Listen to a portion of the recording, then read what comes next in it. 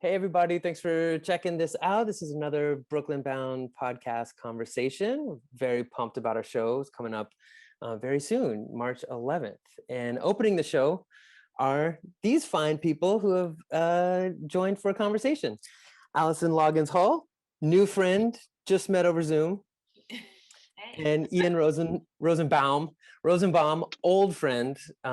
We've met off of Zoom. Do you guys have that thing where there are now people that you've only met virtually, but you see them enough that they feel like friends? I have two students who I've Yep. never met in person, which is Yep. It's the amazing. same. Yeah. Yep. Like I've never taught them in person yet, you know. It's Yeah. it's rough. I had that experience where me and Eric of the So Percussion, teach up at Bard College, and we had a bunch of international students who weren't here. Mhm. Juan made it out for the second semester. We're doing a little bit of teaching. Showed up, walked in for his lesson. I was like, "Hey, Juan, good to see you." Wait, I have never met you before. Like Right. we've just been hanging here. Yeah, that's Surreal. very surreal. Yeah. So actually on the same evening as you all, Raquel Acevedo Klein is doing a beautiful set, and she came to our summer festival last year, and I have Zoomed with her for many hours and just realized we've never met in real life. Allison, I don't think we've met in real life, but Either. I was I've trying to think. I was like, have we? I've seen you I feel like play. I know so much of you. Yeah, exactly. We've Yeah. definitely we've been in the same room. I Yeah. saw Flutronics play at the anti-inaugural ball. Do you remember that Oh, set yes, that you yes, all did? yeah. So we played some sirens in that room, which I'm not sure if that was the right or I wrong remember that. call. Yeah. And I remember that vividly because my partner and our kids, we were just talking about, they were down in DC for the Women's March. Mm. And every time we talk about that experience, I think to myself, why was I not there? And it was because we were in the Domina Center. Mhm. Yeah. So that's the first time I think I heard you play. Yeah. But hopefully there will be many more times. And Ian, I don't yeah, exactly. In real life, in In the same real room. life, yeah. Yes. Ian, I don't mean to ignore you. I've seen you so many times, and I've seen No, no, Sam no. Ox play. No, just in terms of just such a big fan of what you all do. So thanks for opening this set. I think I was telling you these podcasts always go in the same direction, but this one's kind of special because this is a kind of collaborative podcast. But maybe we'll start. So the piece that's on our Brooklyn Bound show is called Hammers. I remember seeing the video when it happened a bit ago, the video that you all made. So how did you all meet, and how did your relationship begin? That's an excellent question. Ian, when did we first meet? I was literally just looking it up to try to Oh my make goodness. sure I didn't Someone do. did their Yeah. homework. I Cheating. mean, this it's really a story of you putting yourself out there and finding us. Like I don't think I Really? knew of you. Like I think we both subbed at Trinity Wall Street a few times, but we Mm. Yeah. weren't close. And then you started writing me. You were like, hey, I've got these pieces, and you sent me hammers. You sent me color wheels, I think, as well. Yes, yes. And hammers originally, I think if this is right, it was a trio, right, with Right. flute. Yes. And I was like, the piece is awesome. It would be so cool to play this, but there's four of us, and you were like, that's cool. I'll add a timpani part, and Yeah. now it's a quartet. And so you really like you helped us so much make it possible for us to play this piece. Mhm. And the first time we played it, I feel like it came up really suddenly, so you actually weren't able to perform it live with us, right? Right. So we Right. played it with Mel Baker Yes. at a concert series in Brooklyn called Concerts on the Slope. And that was so much fun. But as soon as we finished, we were like, we have to play it with Allison. Like, we have Yeah. to figure this out. But it hadn't happened. And then again, it came down to you. During COVID, you had an opportunity to show some of your work on this concert series that I'm a part of. And you asked if we would just make this video, and it was the best idea ever. But really, I think it was all your idea, all along. Was it? Oh, that's so funny. I'm trying to remember the first time I saw you play because I just remember, like, I mean, if you haven't seen people like Ian perform, it's like Mm. incredible. I was just so, and I'm trying to remember what it was. You did some crazy badass thing where I was like, that person is a monster, a good monster, like a Sesame Street monster. But like, Positive monster. yeah, and I'm trying to remember what the performance was. I've seen like several since then, but I just remember like, man, I really like want to know who this person is, and then yeah, our paths crossed just kind of like in the gig circuit a few times. And, and I saw that you were like super approachable and like, you seemed like a really cool guy. So it's very easy to, approach Ian, and he's so open to And so ideas. I would agree with you. I think I Yeah. would tend to agree with you. Though maybe we could also at the end share some other stories about Ian. That could be fun. Uh-oh. No. But so I'm gathering, is it part of a series, or there's just multiple pieces you've written for flute and percussion? Actually, so Hammers has a funny origin story, and it's one of like the very first pieces that I wrote. Really, it's actually something that came about as a result of a concert series that Flutronics was doing like early on, my duo Flutronics with Natalie Drushen, and it was probably in our second or third season of like existence, and we're going on 14 years, so it was a while ago. And we did this whole concert series at this venue called The Cell, which at the time was relatively new. It's still around. Well, I don't know what's gone on since COVID, Yeah, but I think hope they're it's still right. around. Sure. Yeah. But it's this venue kind of salon space in Chelsea and in Manhattan. And they gave us the opportunity to produce our own concert series there. So like once a month we did a show.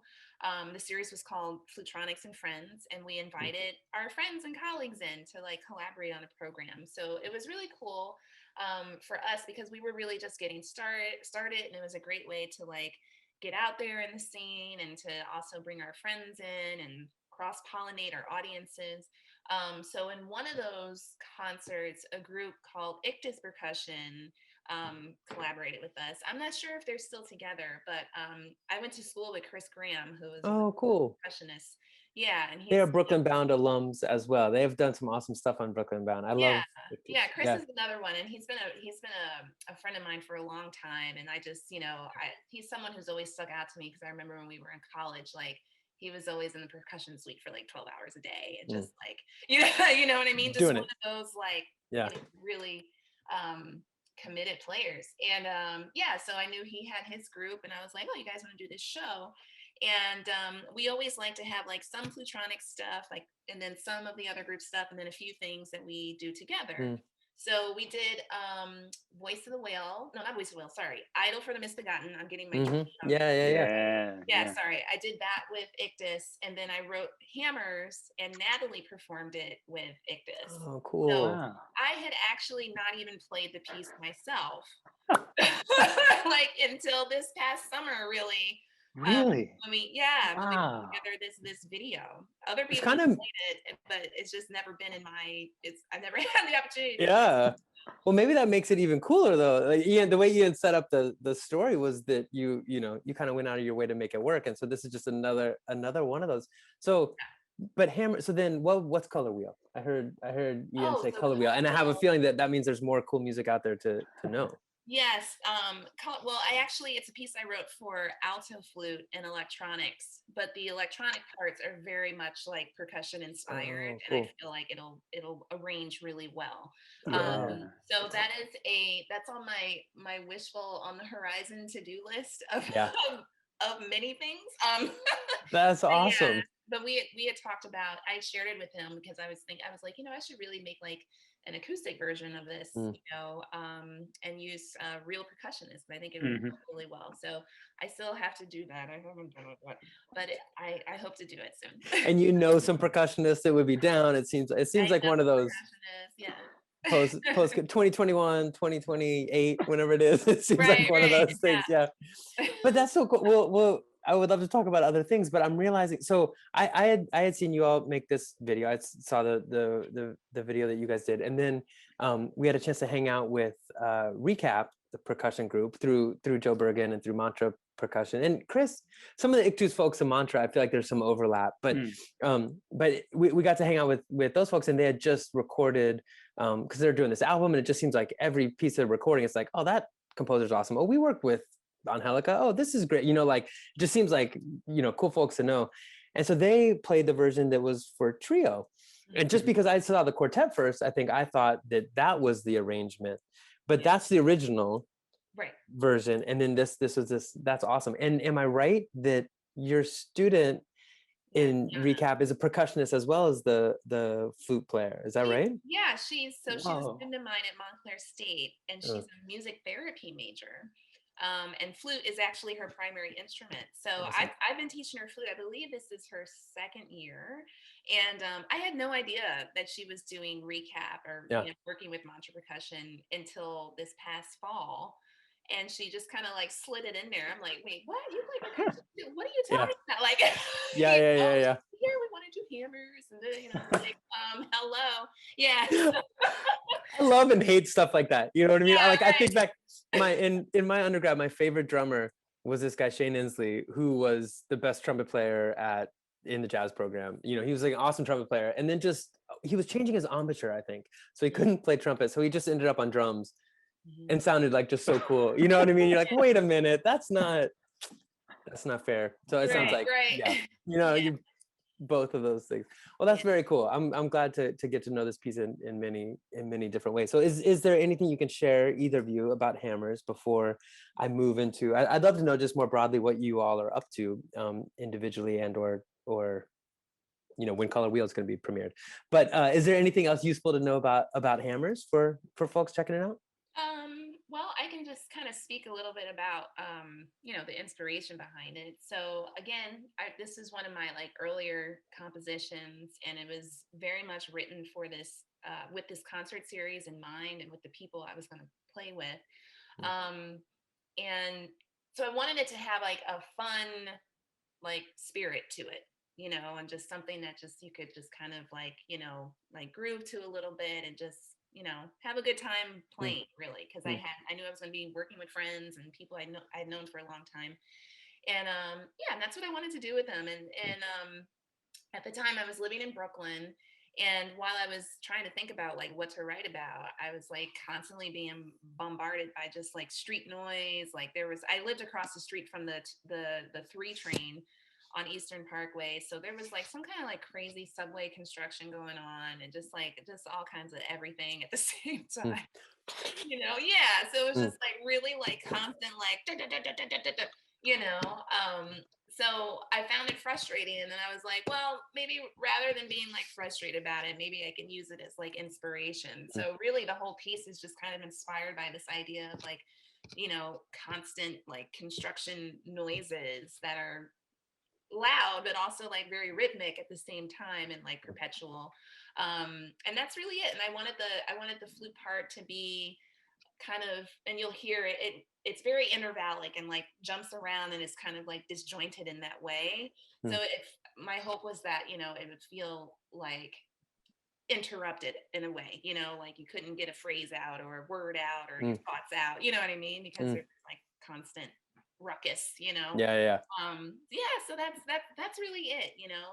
But mostly I wanted to do something that was like a fun a piece that, I could do for my friends. Yeah. Yeah. I love thinking about writing music that way, right? Like right now it feels like I don't know, we're all finding ways to work with our friends, but the idea of like, oh, we have a show, let's write something that would be really fun to do with people that we love. That just feels like, let's do that again. I can't wait to do that again. I have a question about it though. When you think about, like, to me, I'm trying to remember. I don't know the piece frontwards and backwards, but it seems to me that the flute playing gets into the percussion world definitely, in terms of like you know rhythmic and not aggressive but energetic in the way that Sandbox is playing as well. Were you do you often think about writing for your instrument that way, or was this, because I'm trying to think of like maybe the George Crumb piece you mentioned, Idle for Misbegotten, kind of sometimes works on very different planes and then occasionally gets really rhythmic, or Yeah. is this approach to flute writing for yourself something that was it a challenge, or is it a natural space for you to be in, or hmm I think it's very indicative of like where I was at the time, just like compositionally, artistically. I was like super focused on flutronics and getting us off the ground. And the sound world of flutronics, is very percussive. Like Mm, both Natalie and I are like obsessed with percussion instruments. mm. Yeah. And just the nature of the music is very very rhythmically driven. Mm, So I think just my head was very much in that space at that time. because I was just producing that kind of music like more often than not. But I did also want the flute to kind of take on that role rather than something that was like super lyrical or melodic. I mean, there's a little section in there that's a little bit more melodic, but overall, it's very like jumpy and kind of I don't know, like responsive to what's going on in the percussion part. But I wouldn't say, I mean, today, and this is many, many years later, I don't, I mean, I still find myself writing um, in ways that are like heavily rhythmically influenced, but I think it's more, well, work that I've written recently is definitely much more like horizontally, melodically structured. But there's always going to be that rhythmic thing, Yeah. because I just can't. It's just in me. You know what I mean? It's just like part of who I am. So I can never not like show some of that. So are you so when I think when we first met Natalie, or at least first hung, I remember she's doing a piece for So right now. We've been passing stuff back and forth, and when she kind of told me, she's like, I was talking about some drum and bass something, and she's like, I am a huge drum and bass geek. I go deep in that scene. Is that something that with Flutronics you guys share that common bond on some level? Oh yeah, That's like totally. Like that. I mean, if anybody, especially like early Flutronics music, you just, there's no escaping that. I mean, it's so evident, and yeah, and Natalie in particular, and like, she'll be the first one to tell you, like, it's a big influence and love of hers. So yeah, I mean, I think both of us are both greatly inspired by, that kind of drum, just perpetualness, and I love a good bass line. Oh my god. Yeah. You know what I mean? Like, yeah.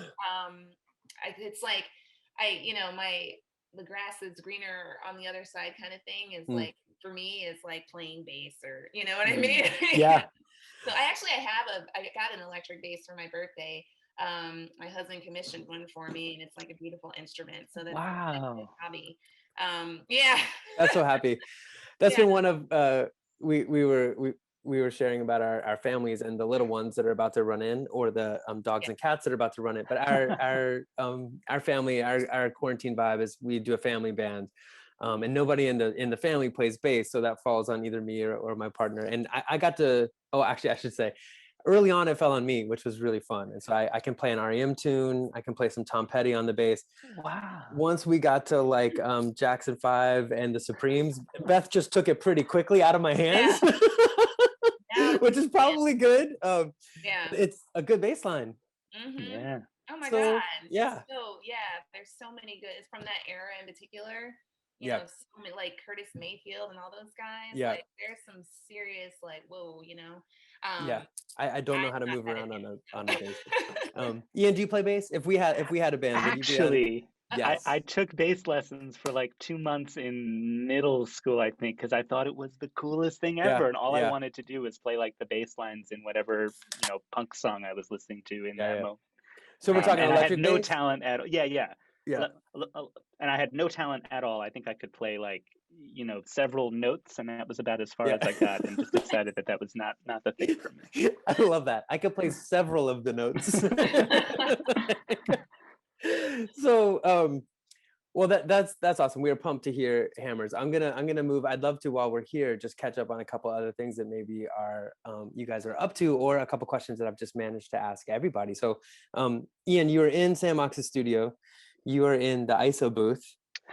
Are you working on, are those some wood blocks you have behind you? Are you working hard on wood block music right now? What this the room I'm in right now, I can show you a little bit more of okay. Has nothing to do with me. This is Victor's setup for this Andy Akiho piece. It looked like some pillars were there. Yeah, it's been the focus of our lives for a little while here. And we were, so the group kind of became a little pod back in, I would say, June or so. Like in March, when everything shut down, we went home, and that was just kind of it. But after a few months of that, talking with our families, the folks that we lived with, and just the four of us, we decided that the eight of us kind of would be this little thing where we Mm, would hang out together and not really do anything else, not mm. see anyone else. And that's been really an incredible thing for the four of us, because we've been rehearsing and recording and streaming from our studio and stuff like that since June or so. And that's, Mhm. for me personally, has really helped get me through Yeah. this tough time. Yeah. So I'm in our studio right now. We've just been working on this Seven Pillars thing for the last few weeks. That's why it's all set up in here. We're recording the last couple parts of it actually right here in this booth. Oh, awesome. And so Seven Pillars, it's Andy Akio's piece. I saw you, I think I was at National Sawdust when you premiered four Pillar or four. something Yeah, like that. that's Yeah. right. So how many, there's not seven though, right? Am I right? There's more than seven. Yes, there's 11 pieces in Right. in Seven Pillars, seven quartets for all of us, and Oh, then cool. the other four movements are solos, one solo for each person Oh, in the group. And awesome. Pillar Four, the one that you mentioned, that was written back in 2013. Yeah. And I mean, he was commissioned to write this 10-minute piece, so that's what he did. But Mm, even in that moment, I can remember that he called me up and he was like, "It's not right for right now, but I actually have 75 minutes of music here. Like I'm yeah. going to write this whole thing. I'm Mm, calling it Pillar Four because it's in the middle of the yeah. whole piece, and someday we're going to do the whole thing." And it took us like 8 years, but Yeah, that's we've a done bit it. like And calling your shot. It's like calling the home run. Or it's yes, like Star Wars, right? It's like we're starting with four. yes, We'll yes, fill it in. exactly.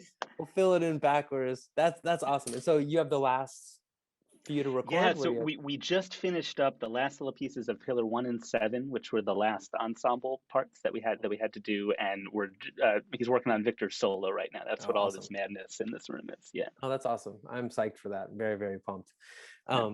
And Allison, what are you doing? I know you're working on Color Wheel. I'm just going to keep pushing that into the space to see when that happens. And I know that you and Natalie together in the future will be writing more percussion music because you all on Third Coast are doing something together. So there's Yeah. percussion music. It feels key and feels wonderful, and I'm excited about that. And what else is up in your world? Are those projects that you're thinking about right now, or are there other things on your mind at the moment? Oh yeah. Well, we've started really like brainstorming with Third Coast. We had kind of like our first creative meeting last month, and we're gonna get back together later this month to exchange some sketches and some ideas, and really get the ball rolling, and then start like coming together hopefully in person over the summer and workshopping ideas. But yeah, that's like well underway, and I'm super Amazing. excited about it. I think it's gonna be like really fun, and we're all writing it together, so this is Yeah. like a big like group, like a real collaboration. So Yeah, yeah, so that's gonna be a lot of amazing. fun. So that's happening with Flutronics, and then we have a couple other projects that are also underway or under in development. This larger scale project called Discourse. It's an evening length work, and we did it. It's done. It was supposed to premiere Hmm. in April. At Carolina. What happened? Did something come up? There was some kind of major world Yeah. event. I don't know.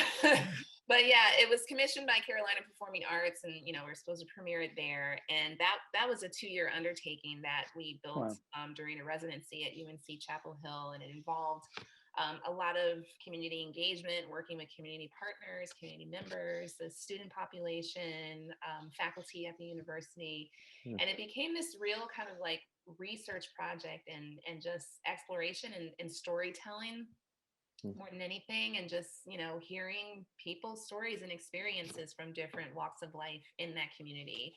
And the whole project was inspired by Natalie and I were both feeling extremely distracted and frustrated with just things going on around us, like in the world and the country, and to the point where like we would get together for our weekly meetings and like not be able to Yeah. be productive because we would literally be so upset, or just like, ugh, what's going on. And we just decided that, well, maybe we should take this and try to like turn it into something creative and like channel it in a way. So the project came about from like this place where we felt like we needed to have more conversation with people, and people need to listen to each other more, and understand each other a little bit better, because it wasn't happening, and in a lot of Mm. ways it still isn't happening. And at the end of the day, we're really not all that different, like, of course everybody's life is unique, but when you really break it down, there's so much that we can relate to, Mm. with one another. So this project has been a really, really meaningful one for us. And we're going to hopefully be able to do it next spring. We'll see. But Well, we're also doing an iteration of it in Chicago, at the University of Chicago. So it's the Oh, cool. practice is the same, but the outcome will be different, of course, because we're in a different community with a totally different history. And meaning like having conversations with people now, like you had been doing that in Chapel Hill, North Carolina, and then when it happens in Chicago, you'll have more conversations, and Right. therefore their stories will make it into the piece in new ways. Is that Yeah, I mean, it'll be a whole new piece. You know what I amazing? mean? Yeah, Because we'll be talking with new people, and we'll be in a new place, which, geography, of course, has everything to do with history and experience too. So the only thing that's similar is the practice, Mm. really, and the way in which we go about doing it. So, and the Awesome. the idea is to continue doing this, like, across the country, and try to have a whole, like, record of discourses. So that's So the cool. goal. Really big undertaking, but super exciting. And yeah, we're really, like, proud of the work, that we've put into it. Otherwise, I have a bunch of, various commissions that I'm working on. I'm doing something for the Kennedy Center, which is pretty exciting. Awesome. I just wrote a short piece for the Juilliard School. The flutist wanted me to write something for their pre-college auditions.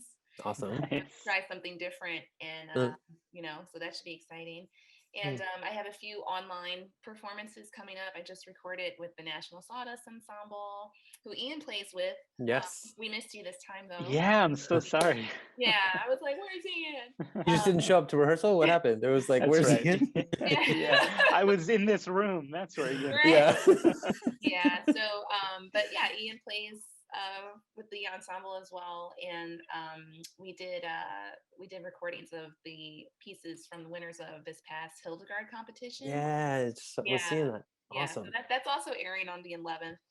Oh wow. At Okay. the same time, but Oh, yeah. So that's coming up, and then I'm doing an online recital for the New Orchestra of Washington, cool. which, actually and Sandbox. By the way, that Viet Quang piece that you guys did, That oh piece is crazy, right? Mm. my God. Like, the Yeah, second yeah, minute, I was like, yeah. anyway, Yeah, that. so cool. Yeah.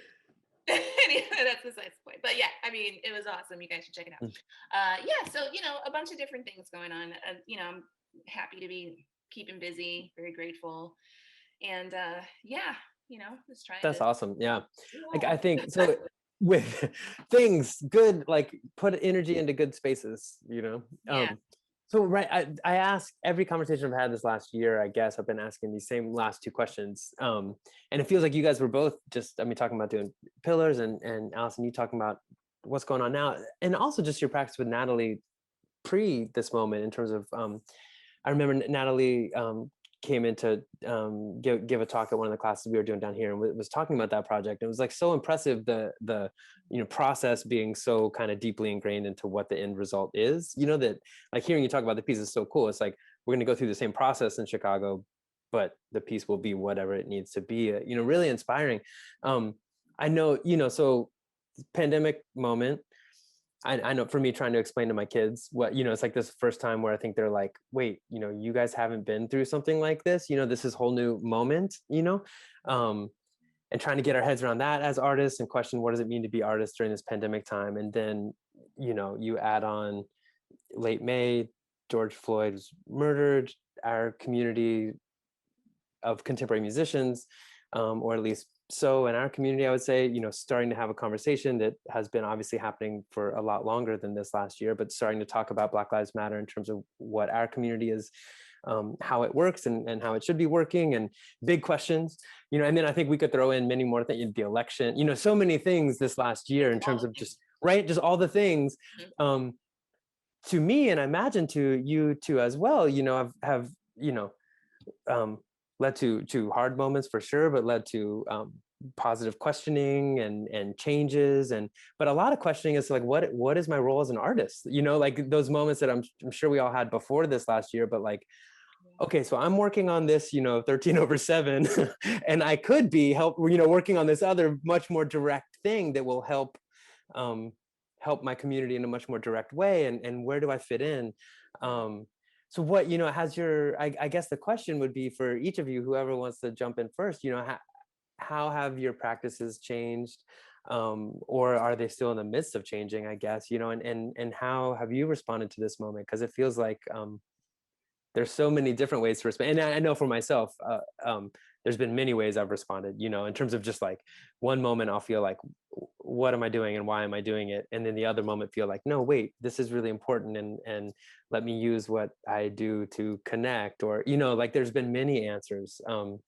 So who was just talking last? Maybe Ian, since Allison was just speaking, how have you been thinking about your practice this last year? Yeah. Well, I mean, I think it's been helpful in that I feel like I used to spend so much time, like from the second, or even when I was in school, certainly the second I graduated school until this last year, just with my head down, just focusing on what I'm doing, like trying to play the notes and make them cleaner and whatever it is. And all that stuff is important and is the reason why Sandbox is what it is. But it's been really helpful to take a step back and look at groups like So that are really taking a leading role in thinking about these questions, and try to figure out what place we should occupy, what place we can occupy, and how we can use the platform that we built with all of that work to affect change that is on a different level from the artistic change that I think we spent a lot of time talking about in the past many years. So like definitely don't even close to have the answers of what that means for myself or for Sandbox, but it's been very eye opening for me just to listen and try to learn as much as I can in this time. I mean, even for you, Ian, I know even just I know I threw so many things into that question. Like we were talking about the pandemic, and we we're talking about Black Lives Matter, and then all of a sudden we we're talking about the election, just like heavy things that have happened. But even just on a practical level, I know, you guys have been able to kind of transform your studio into a space where you can share music in a new way. That in terms of the concerts you've been playing, and I imagine that changes the way you can think about things as well, in terms of um, who you can be playing concerts for, or where you can be playing them, or how you can collaborate with different folks. Yeah, or which pieces we play. Like, so we built this kind of live streaming setup in our studio, and we built it because we had no concerts and we needed something to Mm, do. But now that it's there, we're going to keep doing it, and we're able to program without any logistical hindrance, right? Like, I mean, as you know, when you're on tour and you're trying to find all this gear, the number of pieces that you can actually play on a concert, yeah. it's not infinite, right? But here in our Mm, studio, it is. And so mm, if we want to bring Allison in to play hammers, we don't need to fly her across the world, whatever. mm, It's a much easier thing to be able to do. So I'm excited to be able to program entirely on whatever whims we have in that moment, mm, and not have that sort of based on the mm, logistical problems. totally. Percussion. I'm with you. I'm with you. Who was I just hanging out with? Somebody was a composer who was just realizing how much goes into. Oh no. I was talking to Pathos Trio in this space. There was a pianist that plays with the trio, and Yeah. they were like, we got done with the show, and he's like, I just wanted to go to the bar, and he's like, right. Nope. Right. Like, I can't be the guy that just goes to the bar. I'm here for you. Yeah. Percussion struggles. Allison, how have you been thinking about it, or has it, in terms of your artistic practice and what you've been thinking about? Yeah, totally. I think actually it's really reinforced or reassured me, I guess I should say, of the way that I have been trying to create and be artistic in that, just right around the time that we were dreaming up of Discourse, I had recently written a piece for my friend Amanda Gukin, who's a cellist, and she has this program called Forward Music Project, where she commissions women or women identifying composers to write for solo cello on a women's issue or experience. And that was the first, actually, that was my very first commission. That was in 2016. And it was my very first opportunity to write for cello, which is an instrument I love and has always been in my ear for quite some time. But it was the first time I really dove into, this kind of like research approach, and that I had to learn about, some things. So I chose to focus on the issue of child marriage and child brides.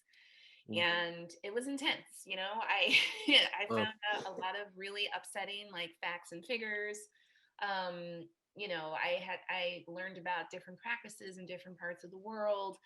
And it was the first time I really, like, for the purpose of making music, kind of explored a larger human issue. Mm. And I came away like really happy with like what I produced. And I really felt like, okay, this feels like a direction that, I'd like to continue to go in. Up until then, I had mostly just been writing for Flutronics, because it was all about like building our repertoire. Mm. And I was like, we were both, Natalie and I, so focused on like getting Flutronics up and running, which is, at the time anyway, in the early years, was like a totally different like vibe. That wasn't either of our focuses at the time. But that experience really kind of like, I don't know, like shift my focus a little bit. And then discourse happened. And even, there was even more opportunity to kind of work in that way. Mm. So since then I've been doing, compositionally speaking, and also when I program, flute centered kinds of performances, I really consider that I can, I try to do work that is like responsive, either to the times or to an issue that I think is important, or a story that I think is important, that I feel like needs to be told.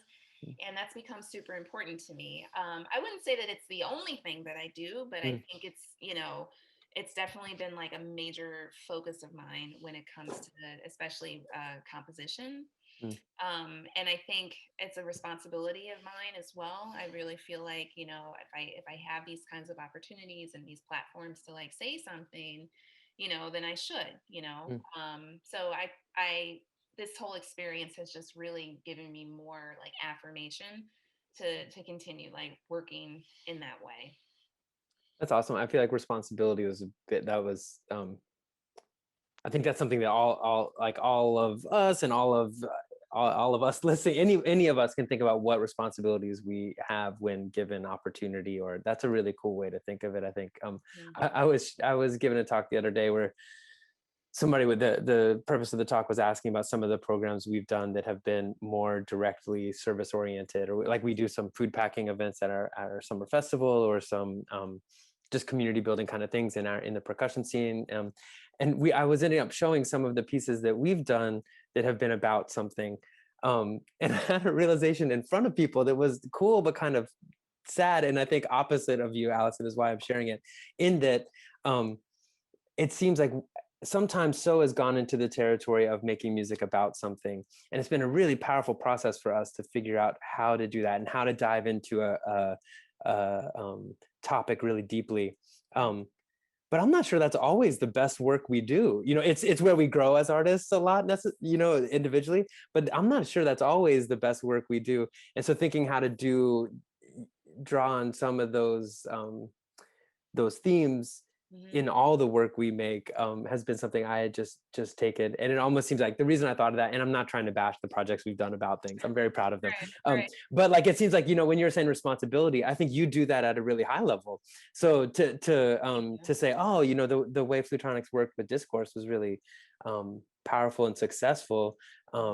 Sometimes when given the opportunity to work in that way, to bring other people's stories out. So I don't know, responsibility, at this point I'm just blathing, but responsibility I think was something I took from that in a really great way. It's Thanks for sharing. challenging too. Yeah, it's because, one of the things that we were super um cautious about in doing in our work with discourse was that we didn't go in there with like an agenda. We didn't impose ourselves on, the people that we were lucky enough to have time with, Mm. and to share space with. And it can be difficult, especially as like artists, with super egos and lots of opinions and aesthetics and everything. you know, you kind of have to like get out of the way a little bit, you Yeah. know, and that can be challenging because it's like you want to make sure that who, you know, especially if you're trying to tell someone else's story that is not your experience, you know, Mm. that you're not, that you're still allowing it to be their story and, you know, not putting too much of yourself in it, but it still has to be your art too, Yeah. and your, you know, voice. So Mm. it's tricky. It's hard. And I think a lot of people, I'm not saying this happened with you at all, but I Mm. think sometimes people don't understand that as much when they engage in this, in that kind of work, and they, Mm. hopefully they eventually find it out, but there's a lot, it takes a lot of time, you know what I mean? And you have to, you know, build relationship too, you know, Mm. especially if you're working with like living people, you know, and spending time and space with them. You have to like invest in that as well, you know, Yeah. and that's huge. That's important. So, you know, it's a big undertaking at times, you know, and yeah, it definitely needs to be seen as that, you know, Mm. when you're getting involved in that kind of work. Yeah. Yeah. Well, that's awesome. I can't wait to fly down to Chapel Hill one day. No, I can't wait to see this work. I'm really excited about it. Um, so in a slightly different way, but maybe tangentially related, but maybe in a lighter and a lighter question to end our hang.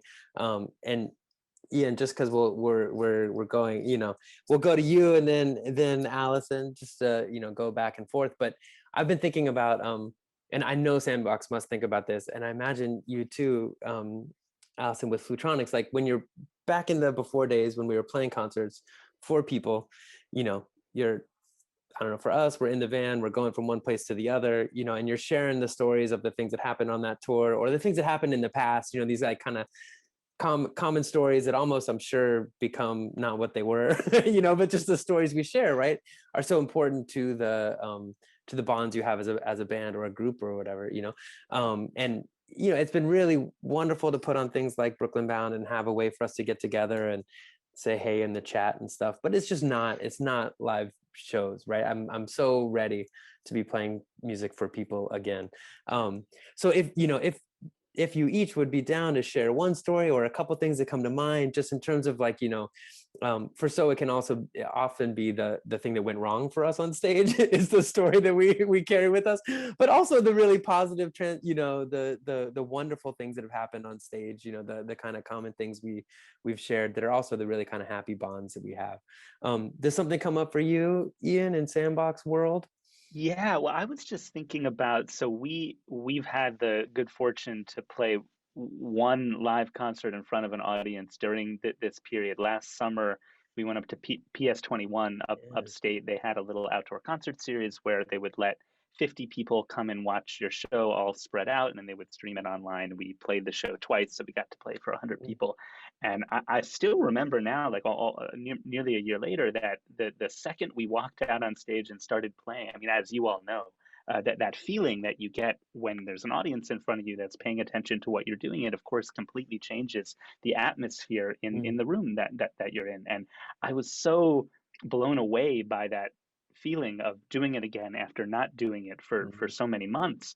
And when we do our live streams in the studio, like they're super fun, but it really feels like we're playing for ourselves. Like we're just sitting in Yeah. this room and playing, and then we finish, and it's not about the applause, but we finish and we just look at each other and we're like, I guess that was cool. Like, I don't Yeah. know, you know, I mean, it just feels like we're Yeah. practicing in the studio. And being able, I mean, being on stage and playing is it's a two-part thing. There are two halves to that, Hmm. and both of them are just as important. And I'm so looking forward to that feeling again. And that encompasses all parts of the concert, like getting there a day early and meeting some folks who live in the city or who are running the concert series that you're playing at. Of course, this feeling of being with your audience after the concert, getting to talk with your audience, going out for a beer with whoever came to the concert, like all of those things, I miss them so much. And I'm really looking forward to that whole experience again. Well, I'm happy to know we haven't done that outdoor show yet. I remember when you guys played up there. I'm happy to know that you did it and you felt differently about it. Like it is like, Yeah, because yeah. I'm so ready, you know, for that energy. You know, the two-way conversation feels so important to music making. But I'm happy to know that all these things I'm dreaming about feel like, you're here to say, no, I dealt with this. It's real. It's real. Yeah. What about you, Allison? Yeah, I mean, I have a very similar kind of longing, that Ian was just talking about. Like right before the pandemic, I I had done a couple of different concerts, which kind of like demonstrate all the kind of different things that I really love doing. And I went to North Carolina. I was in Raleigh because I wrote a piece for the Raleigh Civic Chamber Orchestra. Mm. And I went down there to sit in on a rehearsal. But before that, I visited a little preschool with little kids, and he did like a little like demo kind of thing on the flute, be like, this is the flute, like it sound like that kind of thing. And the week before, or a few weeks before that, Flutronics, we were in Qatar, and we do this, we work as I guess teaching artists for this program that the Juilliard School does through their Global Ventures program, with a network of schools called the Nord Anglia schools. And so there's some campuses in Qatar. So we were in the Middle East, and again, we were performing for just like rooms full of children, and one of them, they did some research about us, and they had learned that I played on the soundtrack to the Lion King movie, and they all sang Oh my gosh. Hakuna Matata to us, which I thought was just so freaking cute, so I think about being in a space just with like, people who are just fully engaged and enjoying, what you're doing, and being able to like give that to them, and show them something that maybe they hadn't seen before, or maybe something that they've been curious about and haven't had the opportunity to see it. So I definitely miss that. And then lastly, I'll just add, because it's so funny, like leading up to the pandemic, I just had this slew of like amazing performances and like experiences. And before that, I had played at the Grammys with Lizzo. Okay, Yes. so forget it, because like that, it's like, now, go ahead. I forgot about that, but I learned that through hanging with Recap. We were talking about, this piece of cardboard that we have on our wall at our studio, which is like at this point just kind of embarrassing for friends to see. Like I think we scrawled it up there when we were like 24. It's just like gold. Open for Radiohead. Like these kind. Whatever, and some great goals. Like talk about art more than we talk about the businessy junk, or those kind of things. And so we were asking the Recap folks, like, what would a dream be? And somebody said like meeting Lizzo or playing with Lizzo. And I was like, well, wait a minute, I think you have a connection there.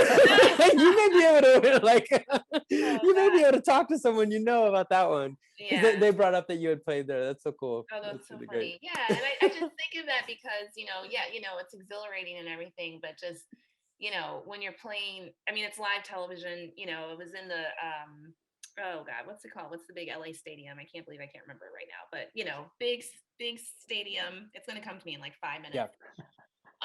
And you feel like the energy in the room, you know what I mean? Of like all these people who are just like so happy, to be there and ready to like, hear you and experience and like to do it all together. So all of those, they're all very different, the different scenarios I just presented, but they all have that commonality, that kind of like, just like, yay, kind of feeling. So I really miss that. There's no replacement for that, I love that you just shared so many different, they all had to do with audiences bringing energy in positive ways, but the number of different audiences you just mentioned, that's so cool. You know what I mean? Just to think of it that way. Being a musician, like that, that's it for me. You know what I mean? Like that's my favorite thing. So I miss it a lot. Yeah, but it's gonna happen. We're gonna figure it out. Yeah. There will be a time where I imagine there will be a time that we get to hear each of us play, and that'll be, and many, many more people. And we'll get a beer. And we'll get a beer afterwards. Yes. Or not. I love it. I love that. Right. Yes, please. Right. Sign me up. Yeah. I'm in. thank you all for taking this time to talk. This was so lovely. It's a pleasure to meet you officially, Allison. Yes, you too. Yes. You too. And Ian, I get to talk to you more often, but I still love it every time. Thanks for sharing so many great things in this hour. And this show, Hammers, is going to open the show. It's on March 11th. It's at 7 p.m. Eastern time, which may or may not be the same time as Allison's work with National Sawdust. But both are really, really good things to check out. And I imagine if you're checking one out, you'll be able to find the other one online afterwards, hopefully. Right. That's the one benefit of these streaming things. Yes. Yeah. Right? You can always catch up later. Exactly. And if either of you all, Allison, if your other show isn't at this time, and Ian, if you're available, we will be on YouTube saying hey in the chat. It's just nice to know that people are taking in music, simultaneously, synchronously. Yeah. So everybody come say hey. And we'll see you around soon. Thanks so much. Take it easy. Bye. Thanks.